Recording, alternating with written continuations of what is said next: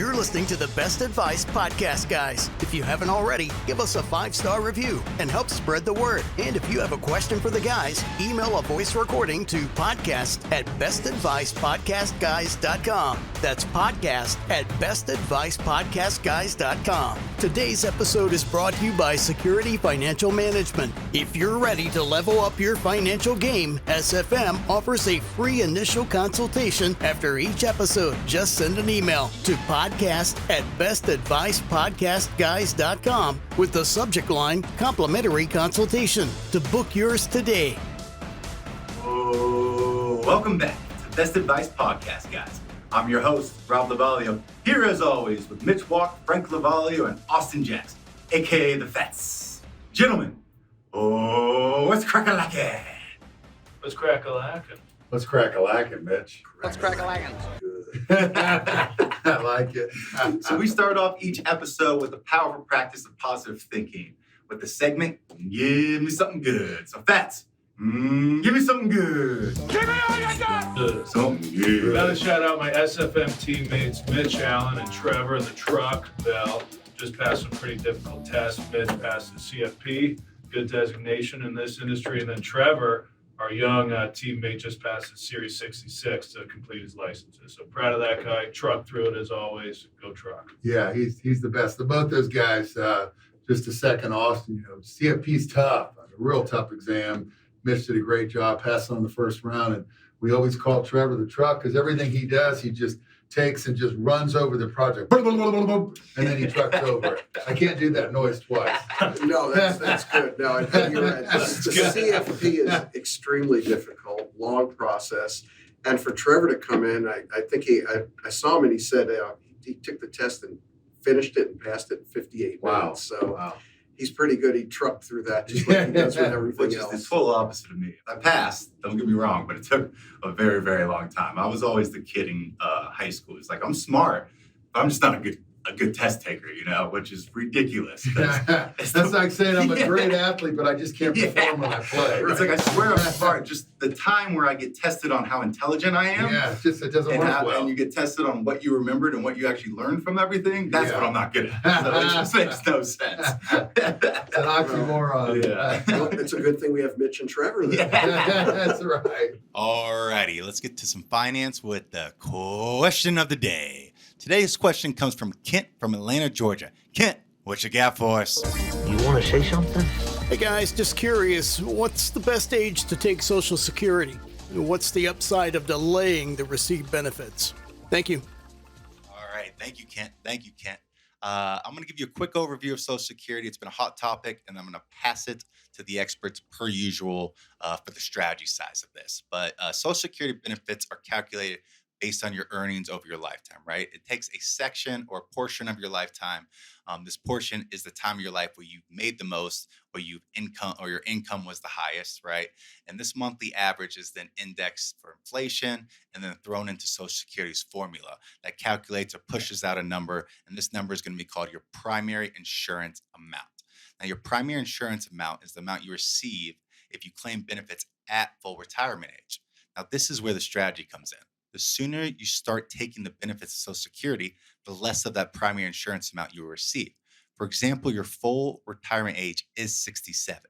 So if you wait to 67 to get your benefits, you're going to get 100% of that calculated primary insurance amount, right? But if you take it earlier, you're going to get less than 100%. Now, if you wait till 70, then you're going to actually get above 100% of your primary insurance amount. I just wanted to touch on the point of taking it early versus actually waiting past your retirement age, which I think right now is currently about 67 is full retirement, but you can take it at 62.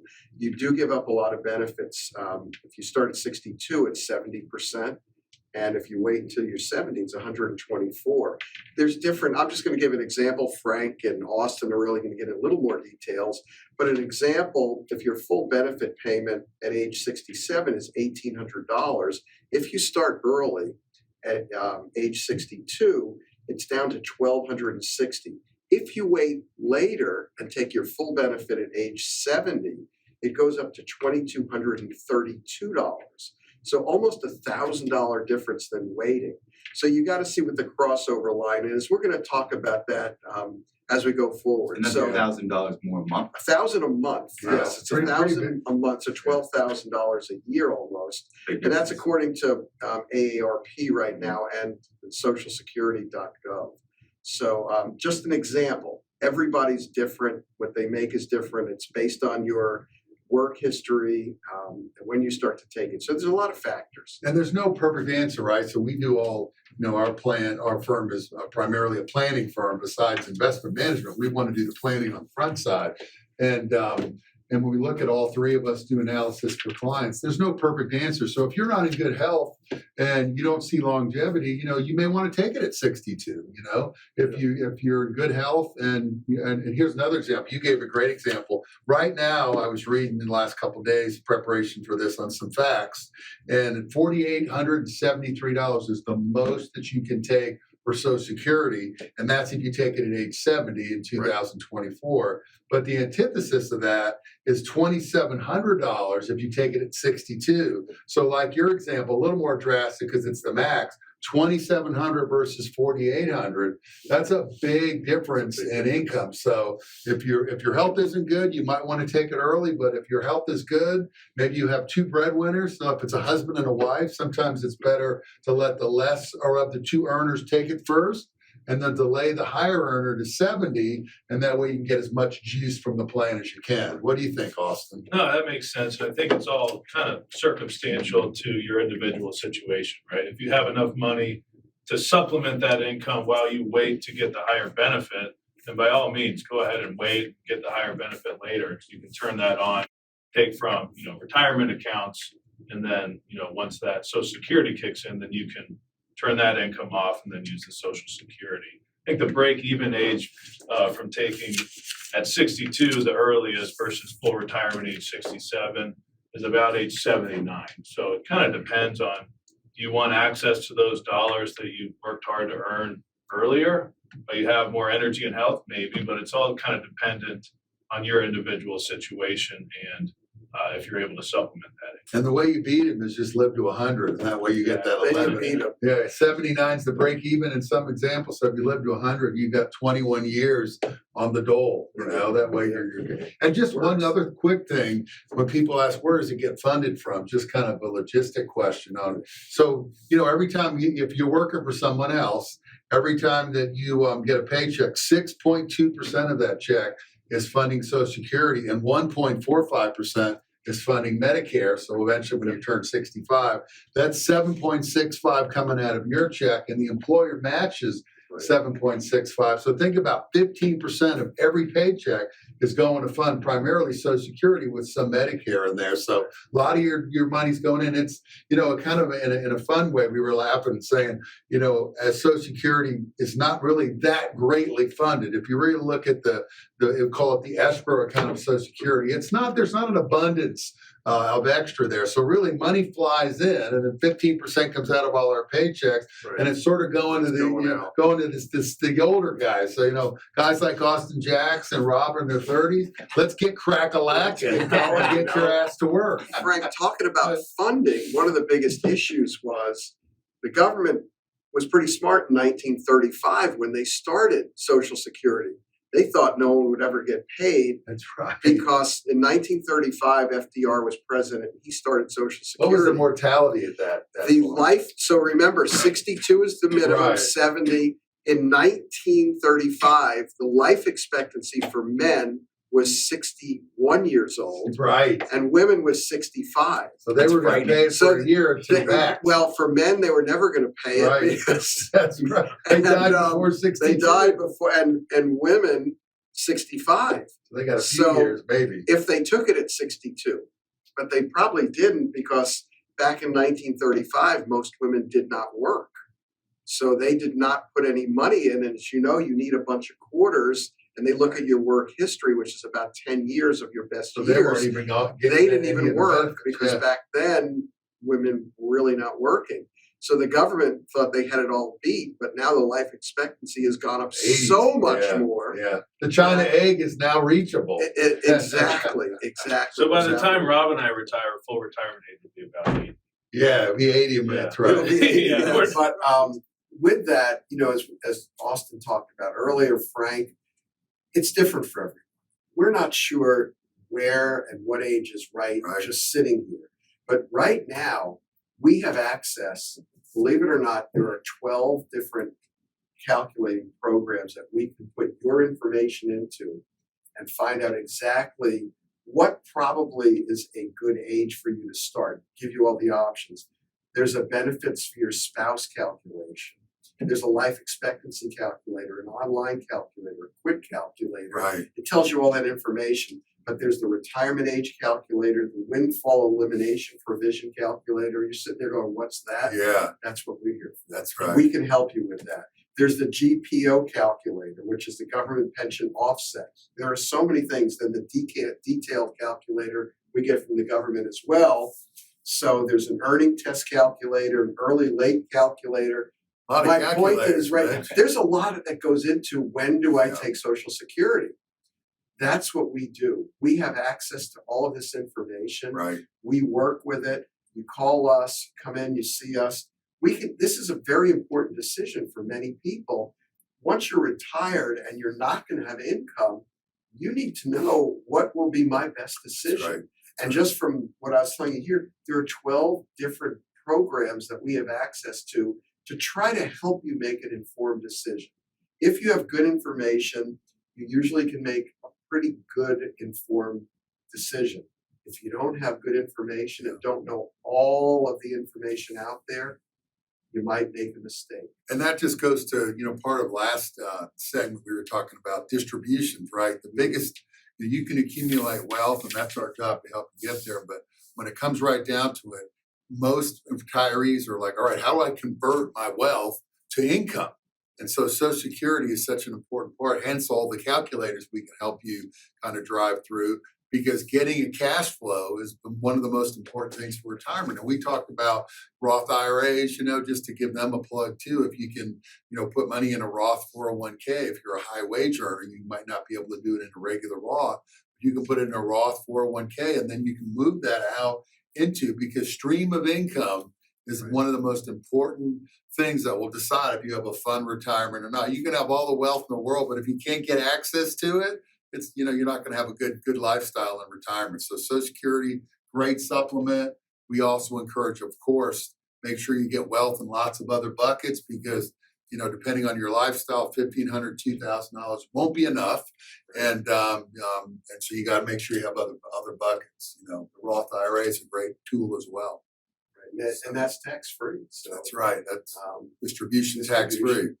And especially younger people right now, putting money in, that's going to grow for a very long time. Tax-free and tax-free withdrawal. The tax-free withdrawal. So managing that cash flow out becomes super important, Yeah, and that's all part of the planning piece that we look at is what are your income sources? Social Security being one of them, and then what other buckets do we have to draw from to make sure that you're meeting your lifestyle expectations? Why don't you get a job, Spicoli? What for? You need money. All I need are some tasty waves, a cool buzz, and I'm fine. Per usual, let's get a market update with Mitch with a Minute with Mitch. 1 minute with Mitch. Thank you, Rob. Yes, a minute with Mitch. We have had quite a week last week. This is today, April 16th. So, day after tax day. Day after tax day. Isn't that great? Finally, I am glad, and not as glad as CPAs, because they work very hard, and I'm sure they're wiped out and probably can't get them today. What's that tax independence day? Have you read that, Mitch, in Austin, where you work so many days in the year, and then there's a day where now you're working for yourself? It might be like May. I get to May or June. Yeah, May or June. You work a whole lot before it's now. Before it's yours. Before it's your money.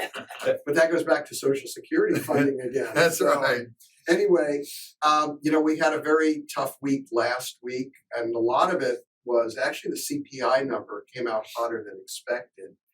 So that really spooked the market a little, because everybody's expecting those big rate cuts from the Fed. But as long as the CPI number is still hot, they're probably going to hold off a little. We don't know I think it's now dropped down to a 22% chance that in June they'll lower it. Okay. It was as high as like 80% Wow. a few months ago. Big change. But yeah, now down to 22%. And then, of course, we had the attack on Israel on Friday that caused the market to drop down. Not as bad as it could have. It was down, on average around 1.2% for the different indexes. Not bad. Not bad, according to. Hopefully they minimize. Nobody. What their response will be. Hopefully, there's cool heads will prevail. We hope that happens, yeah. in this market. But the good news and the real surprising news to that is oil did not skyrocket. Whenever there's a conflict, usually has been a conflict in the Middle East, oil goes off the charts. We've actually had some dips in the price of oil. So that is at least a good sign right now. We're not sure what's going to happen going forward. Yesterday, April 15th, the futures were up very nicely. And then it gave back. It gave back because Israel's response was, we're probably going to do something. Market didn't like that. This morning, however, some of the futures were up a little bit and the others were completely flat. No one knows what's going to happen. As always, we talk about caution. Make sure that your risk tolerance is where you need to be. And that's where it is. With that, though, the bond market is responding by rates really going up. A few months ago, the 10-year Treasury was in the high threes. Right. And then in October, I think it hit 5, and then it dropped again. Right now, as of this morning, April 16th, according to Bloomberg, it's 4.66%. The inverted yield curves, which are now going back, I believe, to August of 2022, a very, very long time, they are still there. They started to drop back down. The short-term rates were starting to finally come down, but now they've inverted. They're still inverted and going higher. The 3-month is up to 5.35. The 6-month is now past the 3-month for the first time in a while, 5.36. The 1 year is still paying 5.19. A few weeks ago, it was in the high 4s, about 4.93. And the 2 year is now 4.95. So the short-term rates are still extremely high right now. The only good thing is if you're on fixed income, you look at income, money markets are still there, bonds are still high, but it would be better in the end if the Fed did drop those interest rates and normalize things, because one of our biggest issues in this country is housing. We are millions and millions of homes short. Rent is off the charts for people. Home pricing is out of reach for a lot of people. And with the interest rates where they are today, we do have a housing issue for most people. So that's a quick minute with Mitch. We've touched a lot of little areas and topics, but that's where we are. Thanks. 4 minutes with Mitch. I love the numbers that just come out. Your brains are both. All right, everyone. As you know, the secret to success is not what you earn, it's what you keep. Happy days, everybody. This podcast is for entertainment and educational purposes only and is not intended as personal financial advice. Before making any financial decision, please do your own research and consult a financial advisor as needed. If you have a question for the guys, email podcast@bestadvicepodcastguys.com.